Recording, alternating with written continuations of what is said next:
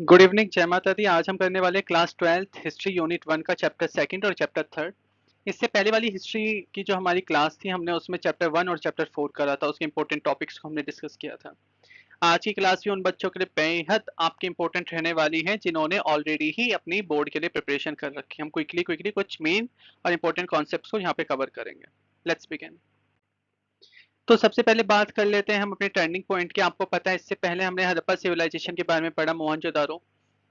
उसके बाद 6th century से जो मेजर चेंजेस हुए हैं आपके, ठीक है, अब हम उसके बारे में यहाँ पे पढ़ेंगे। Rise of early states, cities and the use of iron. क्यों इसे हमने मेजर चेंज बोला है उस पर आपको ध्यान रखना है, क्योंकि यहाँ से यूज ऑफ आयरन आपका शुरू हो जाएगा। जो हड़प्पन सिविलाइजेशन है, हम उसे क्या बोलते हैं? हम उसे कॉपर एज बोलते हैं। कॉपर का मिरर, ये सारी चीजें हमें उसमें ज्यादा मिली थी। उसके बाद फिर आप यहाँ पे कॉइनेज देखोगे, सिक्के बनने आपके शुरू हो जाएंगे। और पंच मार्क्ड कॉइन्स है, हमने वहाँ पे सील्स देखी थी, हड़प्पन सील्स। यहाँ पे हम कॉइन्स को देखेंगे जिसके ऊपर राजा महाराजा जो उस टाइम के मौजूद हैं, वो अपने आप को उसके ऊपर छपवाएंगे, वो सारी चीजें करेंगे। तो वो आपके पंच मार्क कॉइन्स आपको यहाँ पे देखने को मिलेंगे। साथ में यहाँ पे रिलीजन होगा। वेदांतिक तो हमारे पास है, वैदिक रिलीजन हमारे पास है। अपार्ट फ्रॉम दैट नाउ, ठीक है, हम यहाँ पे बुद्धिज्म और जैनिज्म के बारे में भी बात करेंगे। इमरजेंस ऑफ 16 महाजनपद, ये आपके लिए इंपॉर्टेंट है। इनके नाम आपको याद रखने हैं, मगध इनमें से इंपॉर्टेंट है। अब बात कर लेते हैं इन 16 महाजनपद के बारे में। तो जो ये आपका जो मैप है ना, इसका आप स्क्रीनशॉट ले लीजिए, इसे ना एक बार ध्यान से देख लीजिएगा, बहुत ज्यादा इंपॉर्टेंट है, एग्जाम में आएगा आपके, कि आपको लोकेट करना पड़ेगा कहाँ पर क्या है। तो इसमें मगध है, अंग राज्य है, काशी है, कौशल है, वत्स है, ठीक है, वाजी है, माला है, छेड़ी है, कुरु है। कुरु आपका हस्तिनापुर महाभारत वाला। पांचाल है, माता द्रौपदी जहां से थे। मत्स्य राज्य है आपका, सुरसैन है, अशका और गांधार है। गांधार से कौन था आप लोग कमेंट में बता सकते हैं। महाभारत की बहुत फेमस कैरेक्टर है, शी वॉज फ्रॉम गांधार। और कंबोज है आपका। आगे बढ़े। अब है मगध एम्पायर, ठीक है, ये आपका फर्स्ट है, इंपॉर्टेंट है। महाजनपद में सबसे ज्यादा पावरफुल ये आपका राज्य है। स्टैब्लिश किसने इसे किया था? बिम्बिसार ने। ठीक है, कब किया था? 544 टू 492 बीसीई में किया था। बिम्बिसार कौन सी डायनेस्टी से बिलोंग करते हैं? ये आपको याद होना चाहिए, हरण्या का डायनेस्टी से आपका बिलोंग करते हैं। मगध आपका क्यों इंपॉर्टेंट है, इसके कुछ बुलेट पॉइंट्स आपको याद रखने की जरूरत है। पहला है एग्रीकल्चर, प्रोडक्टिव है, काफी ज्यादा फर्टाइल लैंड के ऊपर बेस है, नदियां इसके आसपास है, ठीक है। रिसोर्स के आयरन माइंस बहुत ज्यादा है, तो यहाँ पे टूल्स, वेपन्स, इन सब चीजों में आपको देखने को मिलेगा। मिलिट्री की अगर बात करूँ तो यहाँ पे एलिफेंट, ठीक है, और जो आपके घुड़सवार होता है वो बहुत ज्यादा है। ज्योग्राफी, गंगा और उसकी जो सहायक जितने भी आपकी ट्रिब्यूटरीज रिवर्स हैं, रिवलेट्स हैं, वो सब यहाँ पे काफी ज्यादा अहम रोल प्ले करती हैं। लीडरशिप मैंने आपको बताया कि बिम्बस जो आपकी बिम्बिसारा है, उन्होंने स्टैब्लिश किया था। अजात शत्रु was also one of the founder, ठीक है, फाउंडर तो नहीं बोलेंगे, he was also part of this dynasty, तो आपको ये भी याद रखना है। अब थोड़ा हम लोग बात कर लेते हैं कि जो आपका जो मगध जो महाजनपद है, उसमें डायनेस्टीज कौन कौन सी थी, क्योंकि इसने डिफरेंट डायनेस्टीज को देखा है। तो पहला भृतृहरा है, उसके बाद हरण्यका है, यहीं से आपके बिम्बिसार भी आएंगे। वो फेमस क्यों है बिम्बिसार आपके? क्योंकि उन्होंने ना मगध को स्टैब्लिश किया, एक नींव। नींव इससे पहले रख दी गई थी, पर उसे एक तरह से फंड किया, और वहाँ पे काफी सारी नई नई चीजें बनाई, नई नई चीजों को उन्होंने इन्वेंट किया वहाँ पे। जो आप कहते हैं ना डेवलपमेंट, वो बिम्बिसार ने यहाँ पे किया। उसके बाद फिर शशुंगा डायनेस्टी आएंगी, फिर नंदा डायनेस्टी है, ठीक है। नंदा डायनेस्टी जो इनके जो लास्ट जो राजा थे, उसे डिथ्रोन किसने किया था? चंद्रगुप्त मौर्य ने। तो फिर मौर्य डायनेस्टी आपकी आएगी। शुंगा है, कन्वा, इनमें से इंपॉर्टेंट कौन सी? हरण्य का और Nanda, and last Maurya dynasty, ये आपके लिए इंपॉर्टेंट है। अब बात कर लेते हैं मौर्यन एम्पायर की, आपके लिए इंपॉर्टेंट है। स्टैब्लिश किसने किया? फाउंडर कौन है? तो चंद्रगुप्त मौर्य है, फाउंडर है। नंदा डायनेस्टी के बाद ये आपकी वाली डायनेस्टी आएगी। 5 मेजर पॉलिटिकल सेंटर्स जो आपको जुबान पे रटे हुए होने चाहिए, वो है आपका पाटलिपुत्र, तक्षशिला बिहार में है, तो तक्षशिला है। पाटलिपुत्र, तक्षशिला दोनों आपका पास पास में है। उज्जैनी है, तोसाली है, और स्वर्ण नगरी है, ये 5 है।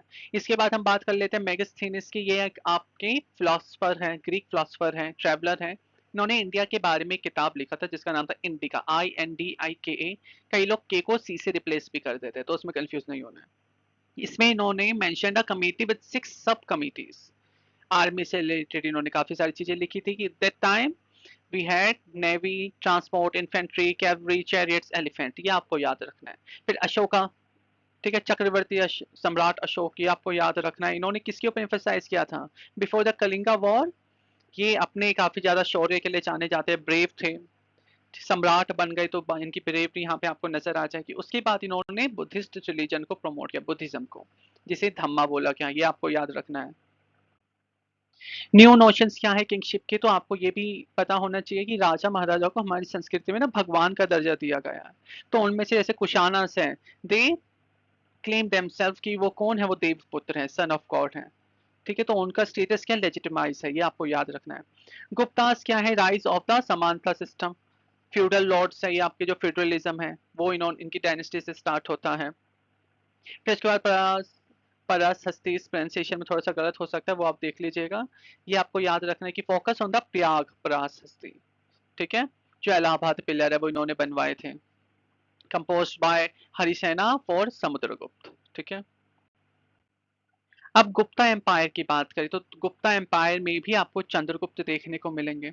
वहाँ यहाँ पे चंद्रगुप्त वन है, वहाँ पे चंद्रगुप्त मौर्य है, दोनों में डिफरेंस है और दोनों में 300-600 साल का अंतर आपको देखने को मिल जाएगा।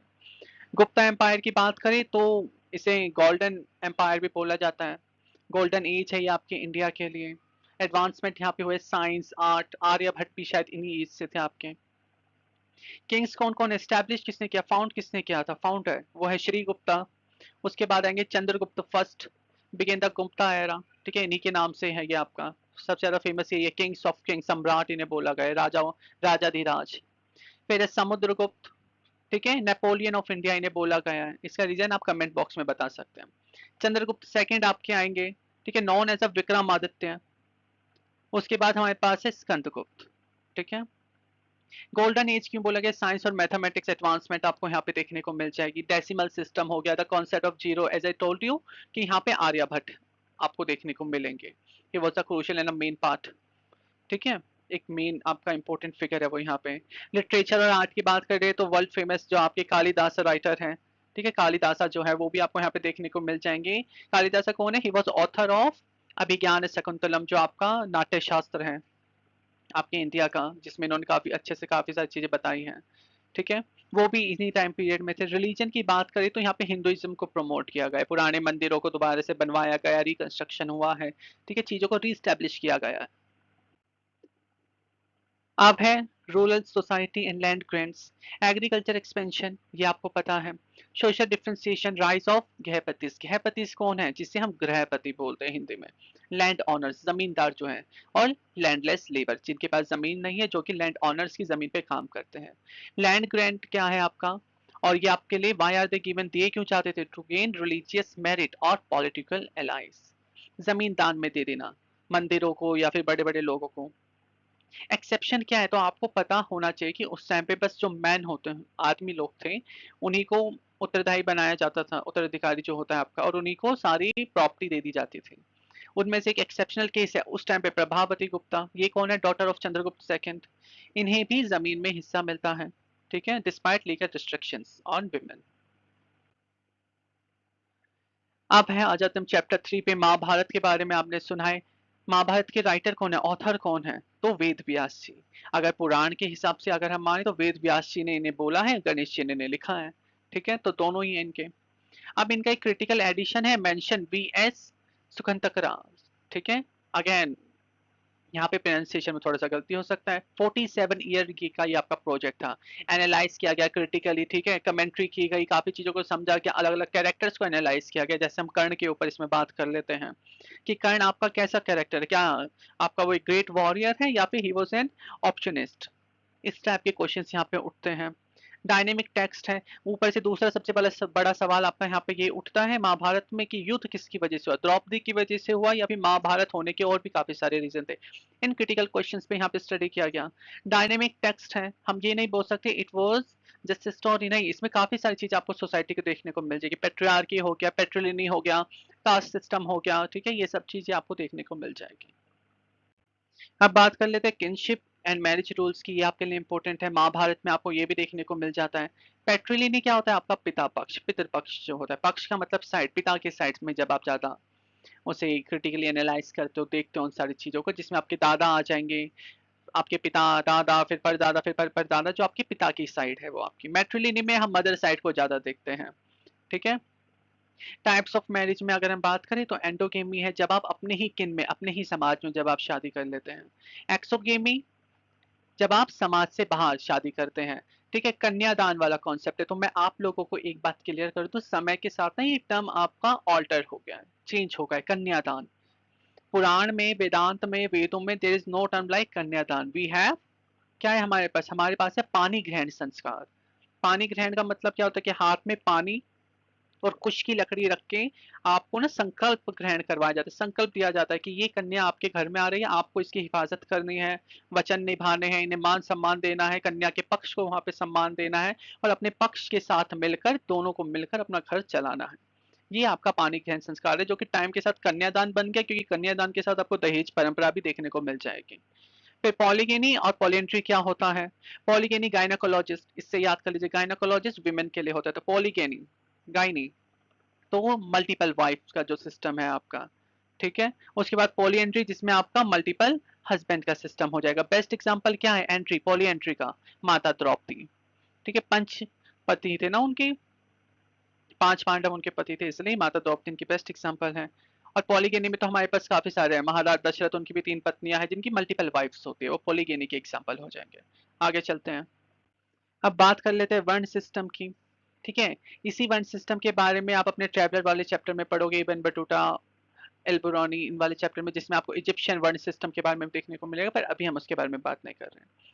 इसे पढ़ने से पहले समझना होगा, 4 वेद है हमारे पास, ऋग्वेद, सामवेद, यजुर्वेद, अथर्ववेद। उनमें से जो ऋग्वेद है वो हमारा प्राइमरी और फर्स्ट वेद है, जिसके अंदर आपको हिम्स मिलेंगी, स्तुतियां मिलेंगी। किसके लिए?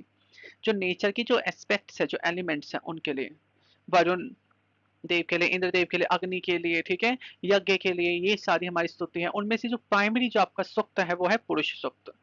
पुरुष सूक्त क्या है? जिसमें निराकार तत्व जो परमात्मा है, परमेश्वर है जो, वो पुरुष रूप में, मतलब अभी साकार रूप में वो वहां पर आएंगे। अब यहाँ पे क्वेश्चन ये नहीं होना चाहिए कि स्त्री सूक्त क्यों नहीं है, ठीक है, फेमिनिस्ट क्वेश्चन यहाँ पे नहीं आएगा। आप कर सकते हैं पर वो नहीं है आपका एक्सेप्टेबल। क्यों नहीं है? क्योंकि यहाँ पे स्त्री को पहले ही माया शक्ति के रूप में दिखा दिया, प्रकृति के रूप में, और प्रकृति के तत्वों का आपको पता है, वेदों में अच्छे से दे रखा है। तो यहाँ पे पुरुष सूक्त है। अब पुरुष सूक्त में आपको देखने को मिलेगा वर्ण सिस्टम, ठीक है। अब आइडियली जब ये सब सुनाया गया था, क्योंकि वेद हमारी श्रुति है, लिखी तो कोई नहीं, श्रुति मतलब जो सुनाई गई हो, तो उसके अंदर ये क्लियरली बोला गया था कि जो पुरुष है, जो परम पुरुष है, उनके मुख से ब्राह्मणों का जन्म हुआ, ज्ञान वाणी है वो। उनके पेट, उदर से वैश्य लोगों का जन्म हुआ, दोनों बाहों से, हाथों से क्षत्रिय के रक्षा करने के लिए, और चरण जो है वो शूद्र के जन्मदाता माने गए हैं, उनको रिप्रेजेंट करते हैं। अब इन चारों का रोल अहम है। वाणी का रोल अहम है ज्ञान के लिए, भुजाएं रक्षा करने के लिए, उधर पेट भरने के लिए। सिर्फ वैश्य समाज में वैश्यों का होना भी बहुत ज्यादा जरूरी है, क्षत्रियों का होना भी जरूरी है, वाणी और बुद्धि का होना जरूरी है, उससे ज्यादा इंपॉर्टेंट है शूद्र का होना, जो सर्विस है। पैर नहीं होंगे आप चलकर कहाँ जाओगे? तो ये आइडियल आइडियोलॉजी थी, प्राइमरी आइडियोलॉजी। समय के साथ इसे ऑल्टर कर दिया गया, चेंज कर दिया गया अपने बेनिफिट के लिए। और क्या बना दिया गया कि क्योंकि ब्राह्मण जो है वो कहाँ से पैदा हुए? मुख से पैदा हुए, तो उनका दर्जा ज्यादा है। उसके बाद क्षत्रिय है, उसके बाद वैश्य, और सबसे निम्न दर्जा किसे दिया गया? शूद्रास को दिया गया। तो चारों सिस्टम, 4 वर्ण आपको समझ में आ गए, ठीक है। इसी में आपको क्या मिल जाएगा?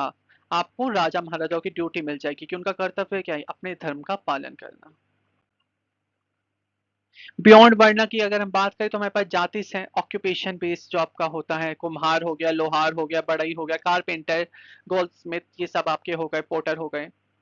फॉरेस्ट ड्वेलर्स को, जो जंगलों में रहते हैं, वो निषाद हैं आपके। रामायण में आपको निषाद राज देखने को मिल जाएंगे, ठीक है। निषाद राज कौन है? जिन्होंने श्री राम के पैर धोए थे कि मैं नाव में नहीं बैठने दूंगा, पहले आप पैर धुलवाइए। उसके बाद महाभारत में आपको फेमसली एक निषाद मिलता है, एकलव्य। अब इसके ऊपर बहुत सारी कॉन्ट्रोवर्सीज, क्वेश्चन राइज होते हैं, और अभी हमारे पास इतना टाइम है नहीं, तो हम जब टाइम मिलेगा, अगर आपको करना हो आप कमेंट में लिख सकते हैं, हम इस पर डिस्कशन कर सकते हैं। तो उन्हें क्या टर्म दिया गया? निषाद, ठीक है। उसके बाद मलेचास है, ये आपके आउटसाइडर्स हैं, नॉन संस्कृत स्पीकर्स, आपने इन्हें मलेचास बोला गया है। आगे चलते हैं। अनटचेबल चंडाल्स, चंडाल्स कौन होते हैं? आउटकास्ट जो है आपके, जो शमशान में, इन सब में, इन जगहों पे रहते हैं, जो आपके लास्ट रिचुअल को वहां पे परफॉर्म करते हैं, वहीं से चीजों को उठा के खाते हैं, उस टाइम पे उन्हें हमने चंडाल बोला गया है। तो handle dead bodies and animals, मैंने अभी क्लियर कर दिया। और ये जो वर्ण सिस्टम तो नहीं, जो जाति सिस्टम है उसमें एकदम लास्ट स्टेज पर ये है आपके। रूल्स क्या है? समाज से बाहर रहेंगे, गांव से बाहर रहेंगे। एक टाइम तो ऐसा भी था कि अगर ये गलती से गांव में आ भी जाए, तो जितने भी ब्राह्मण, जितने भी बड़े बड़े लोग हैं, पूरा पानी से धो दिया करते थे उन्हें। इनके लिए कुआं अलग है, पानी पीने की जगहें अलग है, सब कुछ अलग है। फॉरेन अकाउंट्स जो है हमारे पास फाजियान का, जोनजैंग का, उसमें भी हमें चंडाल्स का देखने को मिल जाता है, मेंशन देखने को मिल जाता है।